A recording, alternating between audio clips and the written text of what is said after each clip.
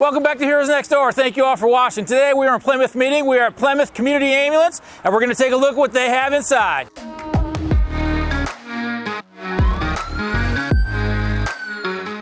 We're starting today at their main station. They are station 308 across the board. There are 4 different stations that they have, but their main station is the focus of today's video on Station Cribs. To help me out here is Alan Stewart. He's one of their EMTs. He's the one that got a hold of us and really wanted to highlight the station. So let's go meet him and see what he has to show us. As I enter the building here, this is their main vestibule that a lot of the public walks into. If you notice outside, there's a lot of traffic noise. They are located right on Germantown Pike in Plymouth meeting. So it's a 4-lane highway, so excuse just a little bit of noise. As we get in the building, it should be a little bit better. Thank you for inviting us out, Alan. We appreciate you. And tell us a little bit about Plymouth Meeting Community Ambulance. So Plymouth Ambulance started back in the 1960s. There was a need for EMS in the area. Since then, we've grown to incorporate about 12 municipalities that we cover out of 4 stations. Average about 15,000 calls a year. Wow, that's a lot of calls for 4 stations. Just a little bit. So you run 2 ambulances out of here, give or take, and 1 out of each station, is that correct? Correct. Okay. Yeah, we have a float truck typically out of here, as well as each station has their own station truck. And you're not associated with any fire company. I noticed when we were doing a walk around, there was a fire company next door, but they're not with you. No. Okay. No, we're just strictly EMS. Okay. Yeah, this is now the 2nd or 3rd station we've done that's just EMS. So it's very unique for different people to see. We show people all over the world. So, learning, the differences between even just Chester County. We are now in Montgomery County, but we're still in Pennsylvania. The way we operate is completely different from other places. So as we walk around, I will be asking you a bunch of questions to try to get the viewers that are out there, an understanding of how you guys operate. Sounds good to me. So right here is your community or vestibule attached to your community room, right? Correct. And what do you use this for? So this is our training room. This is what we use for our annual skill review amongst our crews. We do various trainings throughout the year with some of the different medical organizations. Right. Penn Star comes out, does some classes. Okay. We just recently did COVID shots here. So we had the community come out where our members were the ones providing them the COVID shots. Well, okay, so this is a real community room. I mean, let me kind of reverse a little bit. You are not just giving COVID shots to your providers, you're giving COVID shots to the community. Correct. So during the pandemic, you became an integral part in helping to save lives above and beyond what an ambulance service normally is thought about. You became almost a healthcare facility to give out those shots. We teamed up with East Norton Pharmacy. They were the ones that provided the medications, and then our providers were the ones that gave out the shots. Okay. And in this room, you teach CPR. You mentioned that you do your continuing education for your recertifications. Now, you recertify all of your providers, both ALS and BLS? Correct. You do CPR. Do you do public CPR? Can people come in and, if they don't know CPR? On occasion, we do put out classes like that. We also do car seat inspections. Okay. We have some providers that are certified in that, so people can call ahead, and then we'll meet them out front. Right. I heard that car seat inspection class is something to behold, but it's an intense. important thing, One of my staff members recently had a baby, so learning how to put car seats in is pretty important. You think you just buckle it, but there's a lot to it. So, having this kind of community room for people to come to and your staff to work with is very important. So, right now as I look around the room, you got everything out here. You got Fred the head already kind of sitting out, getting some intubations done. You have a private bathroom here, so, they don't even have to go into your building to go into that. So, all your stock and stuff ready to go. So we, want to thank you for doing that, especially reaching out during the pandemic. That's one of the toughest years I've had in 25 years of doing this service. So, I hope you guys all stayed safe. We have. And everything was well. That we have. All right, so this is their community room right off their vestibule, and see what you got inside. Let's have that. All right. So this is now walking into your main station. We left the community room, we're walking into your main hallway to your main station. You got a couple of things right off the bat here. Your engine bay, you got a little charting room, you got a community room, and you got the administrative office. Correct. So kind of talk me through where, what's in each room. So as you came in through the door, if you go off to your left, this is where we do most of our charting. We have our radios, our mailboxes. We also have the TV where when we get a call, it gives us the mapping to where we're going, plus the notes that we would get on our pager. And you use an active 911 system? What Correct. do you use? Yeah, Okay. that's what we use, active 911. So it's a little different from the I am responding, but it's Slightly. essentially the same kind of program. It lets you know where the call is, what's coming in, and any notes and stuff like Yep. that.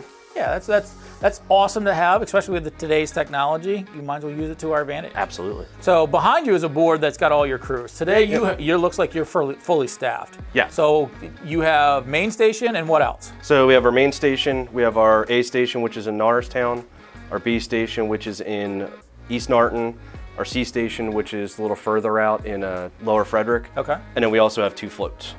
So the float 1 is going to be our captain, who's the shift commander. Right. And then one of our battalion chiefs is heading up the medic spot on our 2nd float. Talk me through floats. What do you mean by a float truck? So typically during the day, we have our 4 station trucks. And then Monday through Friday, we'll have at least 2 floats during the daytime. The float trucks they go and take the place of, if say Norristown goes out, the float truck's going to go down to their station, or at least in the general area of their station. Okay. As the day goes on and as calls progress throughout the day, if the float then goes out, then the other stations will go and sit in their own centralized locations to pick up all the other calls. And then as the trucks dwindle down to the last one, we have one final central location where that truck will sit to make sure that they're central to everybody's. Okay. So that really helps with response times and stuff like that. That's really the goal of a float truck, is just because one truck goes out for that area, you want to make sure that those people are covered. Correct. Very cool. All right, let's make to the right here, and this is our crew room, right? Correct. So I like the fact that you have, the college furniture. It's rugged. You guys have how many employees? About 40. About 40 employees, all using the same kind of rooms. Yep. So you need that durable furniture. Absolutely. So having, the college wooden furniture, you got a nice TV. Yep. It's set up bright here, a little computer station.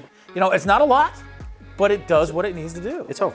So at this station, you guys are up 24/7. Correct. And you run MICU or BLS? All MICUs. All MICUs. Occasionally a float may be BLS, but typically every truck is a MICU. Okay. But you don't have any bunks. No. So here you guys are literally up 24/7 doing the job. Like I said earlier, we run about 15,000 calls a year. So day shift and night shift, it doesn't matter. There's not much time to kick back and relax. Right. You're in and out the door pretty quick. Well, we appreciate you guys. So, that's one thing that, we want to portray, that, EMS isn't always earn money sleeping. It is about, taking care of the patients, and you guys are doing a great job. Thank you very much. And what's behind us? Let's keep on going. Keep on walking. Back here, we got our kitchen and our dining room. Okay. Every place has to have a nice kitchen. Absolutely. All the firehouses we went to, they got massive kitchens. Yeah. Yours is a little bit smaller, but it's got everything. You got a regular stove, microwave. All right, what's this about? Check this out. You have a soda machine? We do. In your own kitchen? Yep. Yeah, our chief thought it would be a really nice idea for the crews to have something to relax with, and that's what we got. Can we change that to Diet Coke for me? It's Pepsi only. All right, fair enough. So you got a little kitchenette here, or tables. Yep, this is our table. This is the typical college table, just like your regular furniture. Have you guys ever thought about maybe getting one of those, custom-made tables? A couple of us have talked about it. Yeah. Just doing it, even if we just did it on our own. Right. But that works. Like I said, we run a lot, so we're not really necessarily sitting at that all at all. I gotcha. So you got a couple other rooms that are locked here, it looks like, right? Yes. So straight in front of us is our supervisor's office, which is the captains and lieutenants. Okay. This is our battalion chief's office, and then we have one of our separate billing offices. Okay. So again, it's a small footprint, but you guys are getting it done. Maximize the space. As we walk through the threshold here, to our right is your administrative area, or your billing area, right? Yes, it is. This is the billing area for all 4 stations? Yes, it is. Why do you have billing here? Why don't you farm it out? It's a lot more efficient to do it in-house. Okay. So you have a complete staff. They're not EMTs, they're not paramedics, they're not providers. They're not going to be out on the street as providers, but some of them do have certifications as EMTs and medics and things like that. So they got a background in EMS, so they kind of know how it is. Yeah. So, but they're full-time staff. They're making sure that the bills get paid. Absolutely. What other ways do you get the bills paid? We do accept donations. We also have a fund drive as well. Okay, and where can the public that's watching us, if they want to donate or they're in the community, how do they do that? They can go on our website. It's medic308.org. Okay. And there's a link down at the bottom. Okay. You do donations and you do fund drive, or we do have a subscription drive, yes. Subscription drive. That's what I was thinking about.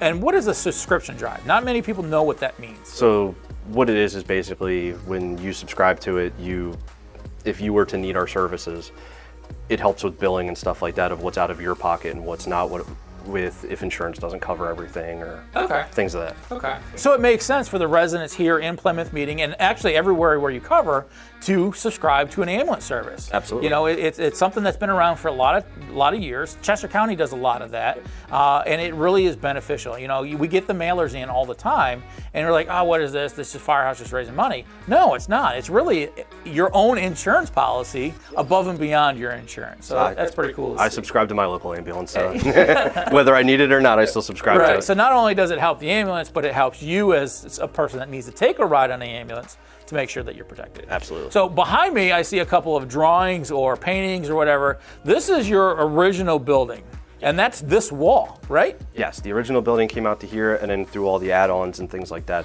we just kept this. Okay, and then this one is actually what it is today, where I stood out front, you know, right about here. So you now have 4 bays versus the 3 bays, and kind of reconstructed the building and added on over time. Yeah. So that's pretty cool. You know, the most difficult thing is we're continuing to grow. EMS is getting bigger and bigger. We're getting a lot more call volume. You know, doing 15,000 calls a year is pretty huge. Yep. You need the space to do that. How many ambulances do you have 4 bays, but how many ambulances do you have here? Total, we have 12 ambulances. Okay.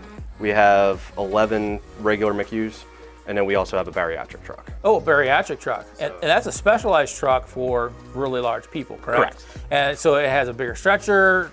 What else is We also have a winch, we have ramps for it. So Okay. you know, we don't just utilize that for ourselves, but if another municipality needs it, we're more than happy, as long as we have the crew available to go and take it out to them as well. Right. So you do car seats, you do bariatrics, and I saw when I was walking around, even some of your things have pediatric certifications on, Yes. which is from the state. Yes. All right. Let's keep walking down the hall. We got a little bit left to go, and then we'll go out to the engine bays. So making our way down the hallway here, you have some things up on the wall, and these are pretty special. Yeah. You have some of your old members, your lifetime members, and tell me about these pictures. I heard there's a pretty good story behind these. These 2 pictures here, the one of our officers and the one of all of our members. We had a paramedic who was tragically killed, not in the line of duty, but as a squad. We were all really good friends with him. He was really tight with us.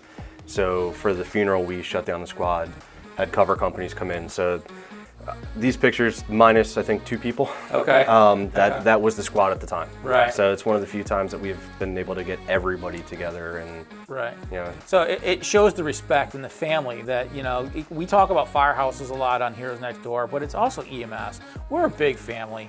We try to take care of each other and take care of, you know, the buildings and all that kind of stuff.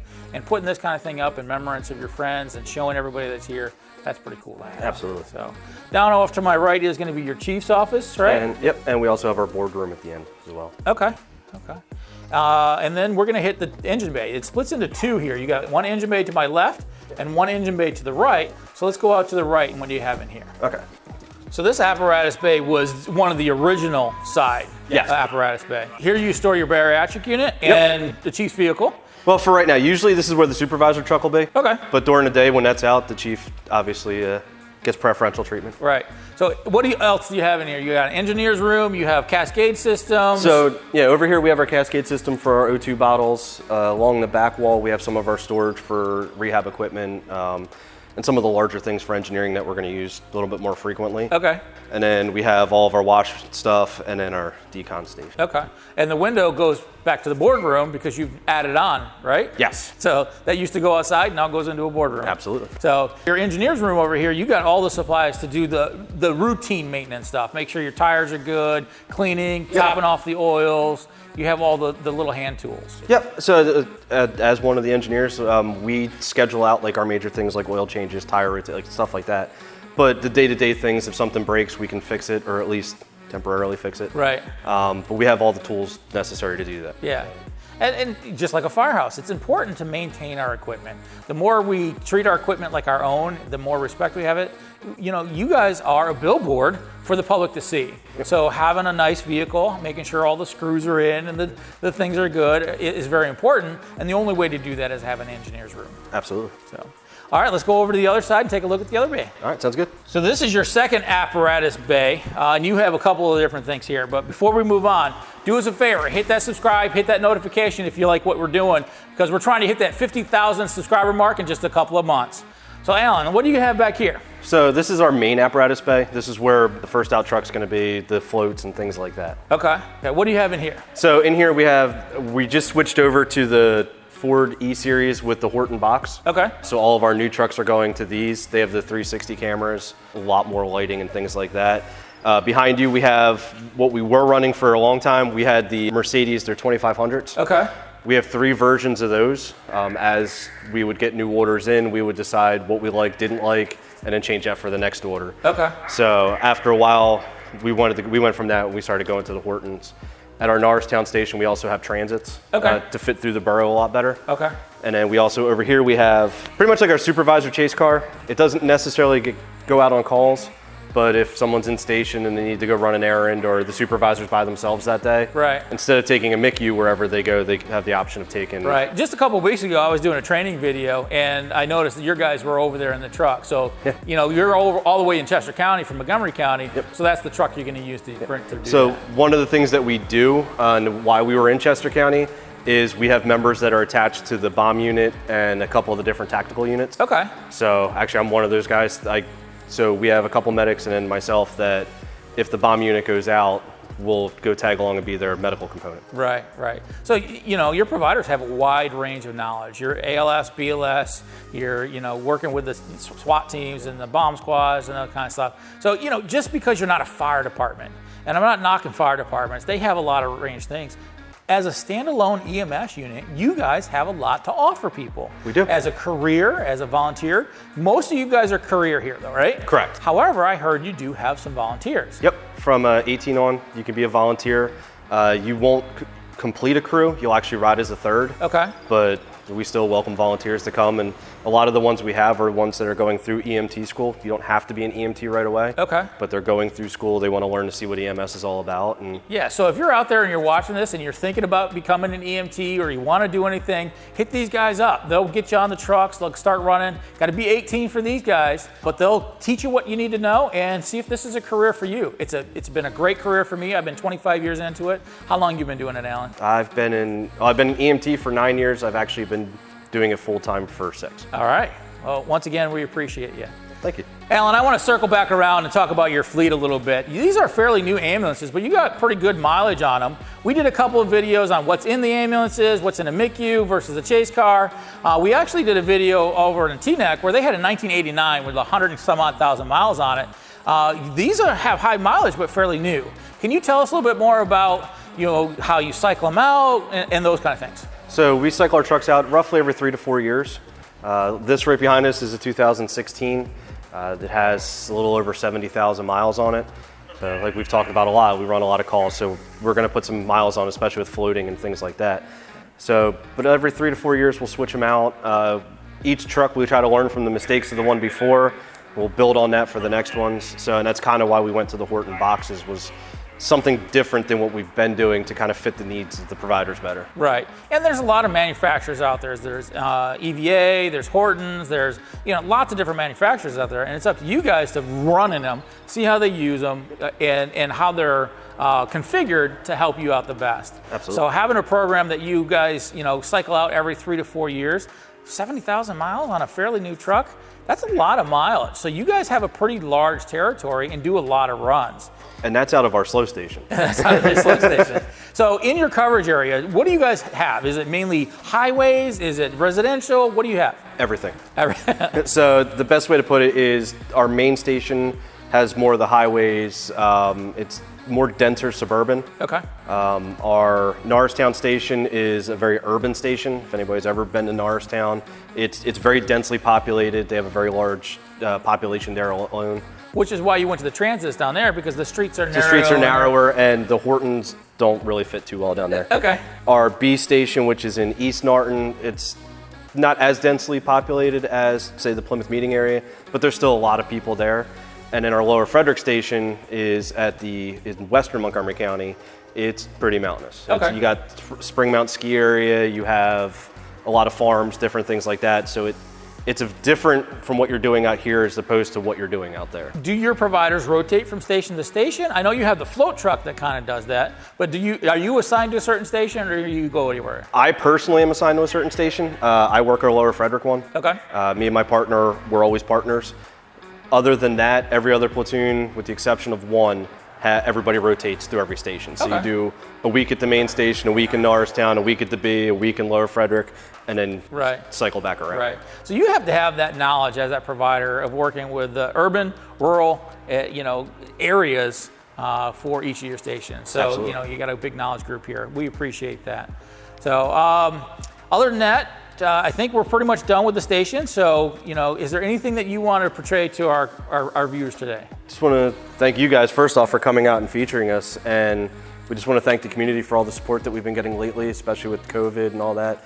It goes a long way, and we truly appreciate it. Thank you.